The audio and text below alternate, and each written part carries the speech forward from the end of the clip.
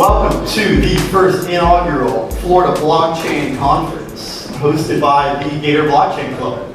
Let's get a round of applause. Yes.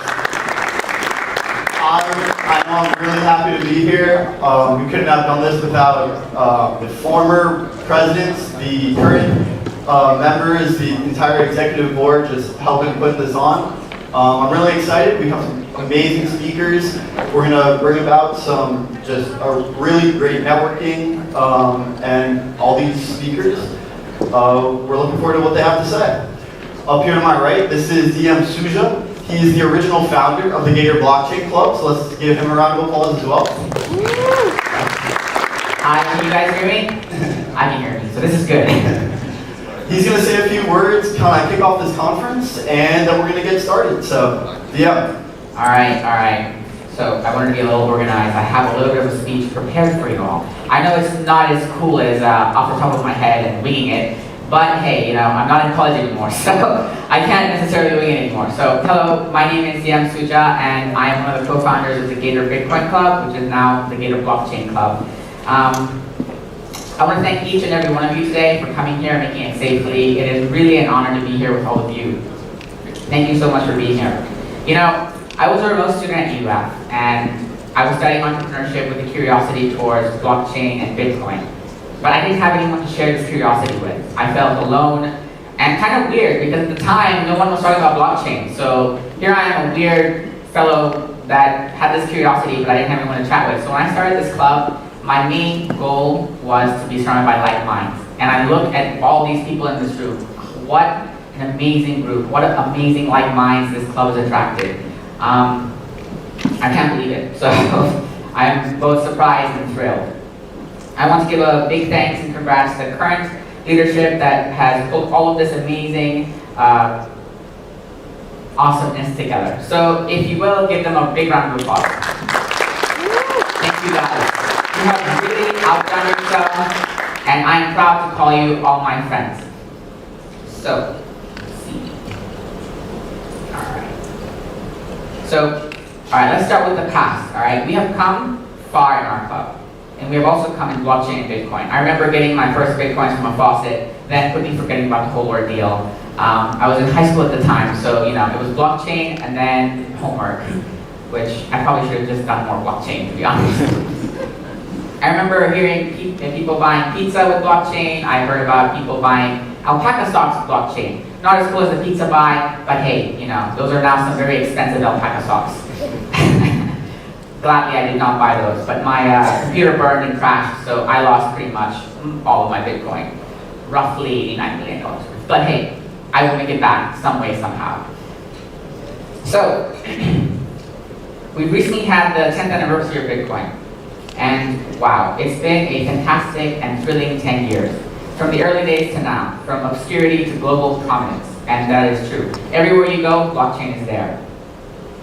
We now have smart contracts, different mining algorithms, wallets that are somewhat user-friendly, and of course, a host of ICOs, roughly around 21,000 if you're looking into CoinMarketCap. And of course, we can't forget CryptoKitties. Come on, CryptoKitties are the future. Okay, so there is more to come. I believe that's why we're here at the precipice of human history. So today, my friends, I'd like to talk to you about the future that is emerging because of blockchain. Because blockchain, cryptocurrency, and Bitcoin really are the start of a new future, a start of a whole new world of possibilities. This new world of possibilities is a tremendous gift and a huge responsibility for each and every single one of us. Each and one of us in this room and throughout the world for generations to come can shape this new future in ways we can't fathom yet. Although, I will give it a shot, alright? I imagine a colony on Mars sending back taxes to Earth using Dogecoins. I imagine spaceships using quantum teleportation and quantum internet systems to communicate with each other and send Litecoins for transactions. I imagine a lot actually. I also like to imagine asteroid mining profits being stored in Bitcoin, the original gold of the cryptocurrency world. I'd also like to imagine AI-powered IRA accounts on the Ethereum network that makes retirement possible for every single millennial in this room, and perhaps a non-millennial as well. All these things and more are now possible, minus the quantum internet. We haven't cracked that one yet, but hey, we're going to get there. This task of transformation is your birthright and destiny. And yes, it will be a challenge. Your character defines your destiny. Your friends and your family and even your acquaintances may criticize you and your outlook. And you may perceive that as a threat to your character, a threat to who you are. You may have doubts and fears. And this is all right. This is completely unknown territory. It's like the darkness of space. Never in human history have we walked this road, which is completely true. A little fear and a little doubt helps us survive, especially with the ICOs. You have to understand, there's a lot of shitcoins out there. All right. You see, in the darkness, there's always light. And when there is no light, you must become the light you seek. And this is very hard to do, but fear not, there's hope. The luminance of your curiosity will help you blaze a new path for you and everyone else involved. You will need to learn new things, such as what else? Decentralized cryptocurrency exchanges, trading, and a whole host of other things. Your paradigms will be challenged and even changed. You will constantly need to learn, unlearn, and relearn to first adapt to this new world. Then you will need to have courage, bravery, tenacity, and of course a good heart to shape this new world. Some of you have already demonstrated this, and some of those lovely crypto people are our esteemed speakers today. Perhaps they felt what I have felt, and what we all feel inside, the call of our crypto destiny. It's like magnetism on a level of our entire being. It calls to us to build a newer, better world. This is the question, will you answer? Welcome to the first inaugural blockchain conference at Florida, and may you meet your destiny head on. Thank you. I'll give it back to Rob and he'll introduce everyone. Thank you. Thanks, DM. And I think DM touched on something just truly very important, that the best is yet to come. I've heard a lot of people in Bitcoin and in crypto, feel like they've missed out, whether it be because of the exponential price rise, because of just other news items that have happened in the space. And I truly agree with DM in that. The best is yet to come. And I think everyone gathered here can agree with that. And that's why you're here.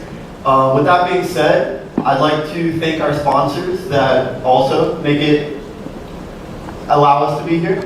Mousebelt, the Chamber of Digital Commerce, Protonode Strategies, and Northwestern Mutual have all been able to sponsor us today. They help us actually put things like this on and give back to the community like you. So we are eternally grateful for all of their help. And we're going to get started. So we got the first few speakers up here. We're going to start with Anessa Santos in the human rights and the intersection of blockchain. So Anessa, big round of applause.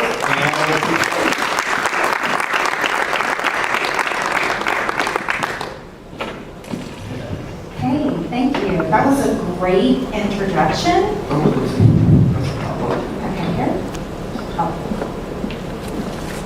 I think the remote control is smarter than I am. This could be problematic. Thanks, everyone. Thanks for having me. I am so excited to be here today and have this opportunity to talk to you about an issue that is deeply important to me. It's something that I'm really passionate about. And I'm going to figure out how this works. Yeah. Oh, okay. Aha, very good. Thank you.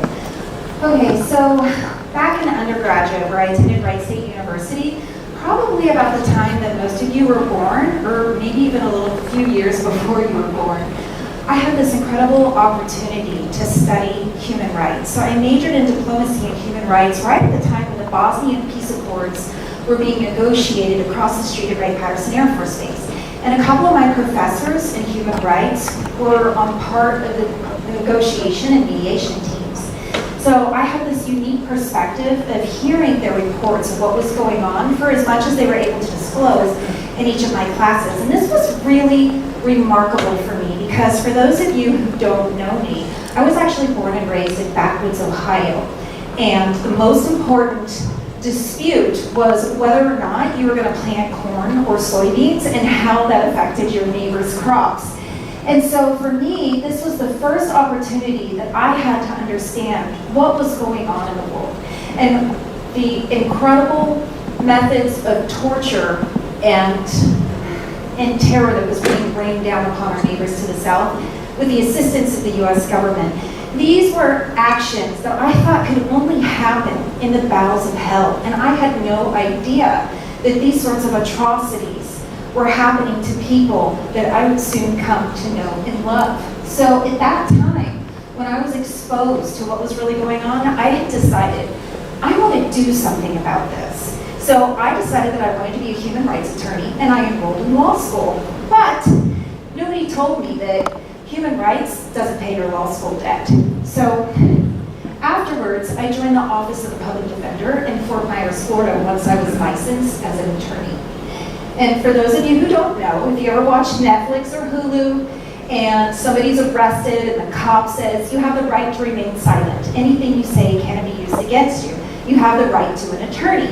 If you cannot afford one, one will be provided for you. That was me. Those are your public defenders. And contrary to popular opinion, well, we are the front lines for civil rights. We are the front lines for human rights that are happening on a daily basis in our communities around us and to those that we know and we love. While I was at the Office of the Public Defender, I had this great opportunity to practice my Spanish, which was required for you to study foreign languages when you're an international studies major. And this was really great because a lot of the clients that I represented were folks from Latin America who didn't speak English at all or very well, many of whom didn't even speak Spanish. Many of them were indigenous to Central America, South America. They spoke languages like Iche, Conjugal. And so I had this opportunity to be exposed to all of these wonderful and beautiful cultures. And there was one gentleman in particular that I had this remarkable honor of representing. We'll call him Roberto. Now that's not his real name. Of course, attorney-client privilege applies, and I can't tell you who he really was. But Roberto sat down in my office with one of his friends, and he was maybe in his 30s to the best of my recollection. And I had all of my little Spanish books in there with me, right? Because I came from backwoods Ohio. I didn't have a lot of opportunity to practice the language that I had studied. And so when you get all of these representatives from the individual countries of Latin America, they all have their different jargon and their dialect. And they were so thankful that I cared enough to even try. They were really patient with me. So Roberto sits across from me, and he was arrested. And they charged him with fleeing without violence. And I said, all right, tell me your story. And he says to me, well, you know, I was driving down the road, and then I saw in my rear view mirror, there was a truck, and the truck looked like any kind of normal truck that you would see, but there were these lights flashing in the window, and it turned out to be a cop. And I said, well, it says here that you didn't pull over. Why didn't you pull over? And he says, well, because I thought it was a Guadalajara. I said, I'm sorry, I didn't, what? He says, I thought it was a Guadalajara. And I looked at him and I thought, did he just say Guadalajara? So I said, did you just say Guadalajara? And he goes, yes. I said, I'm really, really sorry. I don't know what that is. And he says to me, he says, well, you know, out in Immokalee, where he's picking tomatoes, 32-pound buckets for $62 a day, these folks, they harvest approximately 4,000 pounds per day per worker. And he says, well, you know, I can't open a bank account because I'm undocumented. And of course, this was many, many years ago. And so things have changed a little bit. But back then, you couldn't open a bank account. And there wasn't a lot going on in Immokalee anyway. There still isn't. I spent 15 years in Naples. He says, so what we have to do is we get paid in small bills, in cash on a daily basis. And we have to keep them on us at all times because people will try to rob you. And he says, and we wad it up, and it's this big wad, and he pulled it out of his pocket. It's this huge wad of small bills, and it's moldy. And, you know, because they're out there in the fields, and they're sweating it out. If you've ever worked under the summer sun in Florida, you know what I'm talking about. It'll nearly kill you. And he says, well, and just before we go to the Western Union, there are some other folks. And the Guatemalan people are a little bit smaller by stature, genetically, traditionally, culturally, right? And so, I need to say ethnically, but nevertheless, when they know, they can see the size of the wad in their pocket, and they try to attack them on the way to the Western Union. And if you're successful and you hit up a Guatemalan, you hit the Guadalajara. Well, I was appalled, absolutely appalled. And I thought, oh my gosh, this is amazing. I get to be a human rights attorney right here, right now. And so I got to help Roberto, and a lot of people like him, but I want to tell you, in 100% honesty, I have been deeply troubled by the fact that this is still going on in our fields of Immokalee today and around Florida, and there wasn't anything I could do about it. Until last year about this time, the Law and Technology Committee of the Florida Bar Association said, hey you, because I sit on the committee, why don't you learn something about blockchain and smart contracts and get up and teach it to us for continuing legal education technology credits at the annual Florida Bar Conference? So I did. I dedicated over 105 hours to this study, and it was late at night when all of a sudden I realized, oh my gosh, blockchain has these phenomenal implications for human rights, not just for Roberto, but for so many different areas of life that we can change for the underprivileged, the underserved, the economically disadvantaged. And so while I don't want to get into the absolute weeds, the technical details as how blockchain works, there'll be a lot of folks after me that are going to talk about that in detail. We need to just touch upon the highlights so that you can understand the context of how blockchain positively impacts the human rights industry. So blockchain is amazing because it replaces third-party intermediaries like a bank. So if Joey and John want to conduct a transaction with each other, but they don't know each other, they don't trust each other. So what do? They use a bank for escrow. You don't have to do that with blockchain. You can exchange money person to person. And that's how Roberto would be served. He wouldn't need Western Union. He could transmit his money as he received it, and then there would be no more Guadalupe situations. And then I said, well, this is remarkable. Oops, oh my goodness. Okay, this is not good. Okay, there we go.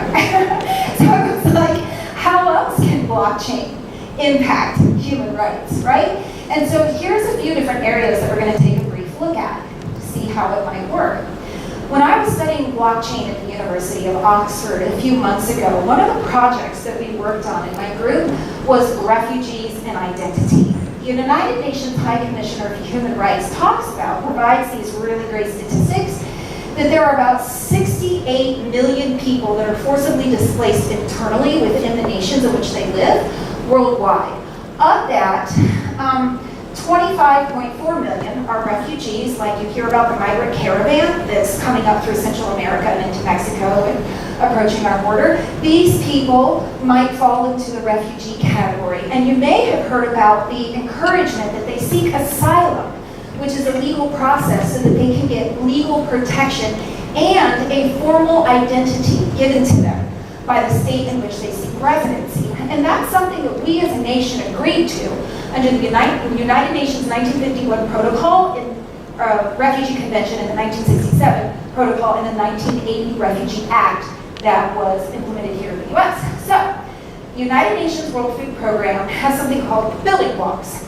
And what they've done is they have rolled out a blockchain in the country of Jordan, which is suffering a lot under the Syrian refugee crisis. And what's really amazing is that they've been able to successfully register over 100,000 Syrians on this blockchain, issue them legally identifiable identities so that they can integrate, they can get jobs, they can get an education, all of these things that all of us in this room may take for granted. I mean, think about all the things that you use your ID for, right? You couldn't come to the school if you didn't have an identification, proof who you say you are. You couldn't drive a vehicle because you couldn't get a driver's license. You couldn't open a bank account. You couldn't even go to a bar and get a beer. So having an officially recognized government ID is critical to being able to participate in the society in which you live. And what they discovered, what was so amazing, is that this particular program was able to save $150,000 each month in bank transaction fees alone because they're conducting transactions for these refugees over a blockchain. Think about what they could do with that extra 150 grand. Think about how Roberto could be served. So there are all of these different aspects to financial transactions that blockchain can revolutionize, right? So Bloom is a company who I just happen to know I don't work for them, they're not my client. So this isn't like a shout out to Bloom. But what's really exciting about them is their goal is to break up the credit cartels. You know about the TransUnion, Equifax, Transferia credit unions, and how they pretty much monopolize what your rates are going to be for loans and what you're eligible for. And it's a bit of an issue, right? Because if your identity is stolen, try convincing the 3 credit agencies of that. So Bloom has invented this great blockchain, and their goal is to break up what I like to call the credit cartel. There are a lot of amazing companies like Gervadium is working on a blockchain to tokenize your assets, your house, your car, and whatnot, so that you can obtain value in lending and economic opportunities that you might not otherwise have had access to, and by offering up fractional ownership in some of those assets that you might have. Another area that this is going to be really helpful to assisting in the area of human rights is in blockchain supply chain management for product provenance. So when we think about the coalition of homophily workers that we had a few slides back, we were talking about Roberto and sort of the way that they're treated and what they have to go for, and the issue of blood diamonds, sustainable forestry. Okay. So there's a lot going on, right? The coalition of homophily workers is not utilizing blockchain, but what they are lobbying for is for humane labor standards, worker education programs, third-party audits of these farms that are abusing these farmers, and it has resulted in a substantial reduction in wage theft, trafficking, and sexual crimes. I represented 14 Salvadorans who were charged with gang rape, and the evidence was the victim bit off the tip of the tongue of one of the defendants, right? So these are real issues.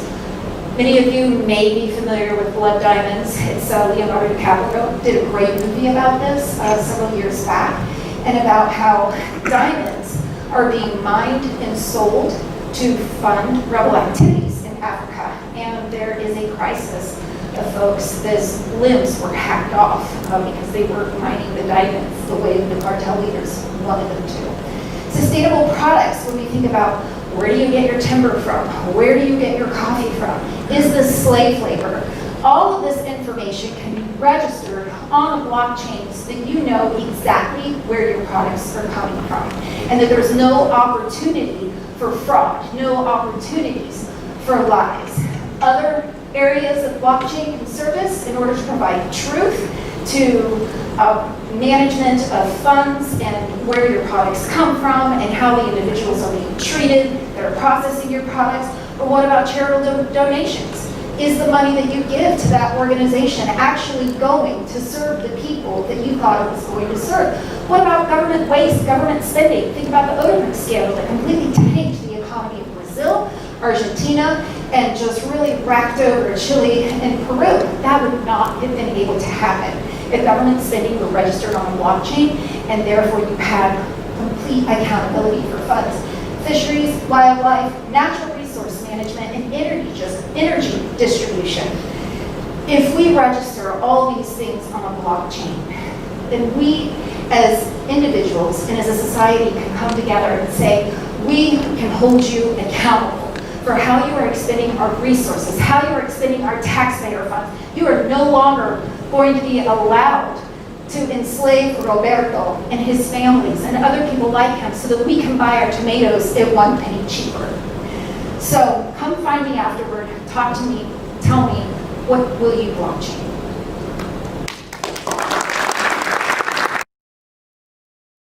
So Block Spaces started as a Bitcoin meetup in 2013. So everything that you're doing here now is very reminiscent of how we were in 2013. And we started as a Bitcoin meetup, and our meetup grew tremendously as the space grew. And I'm going to kind of go out of sequence of my slides because I'm kind of rogue.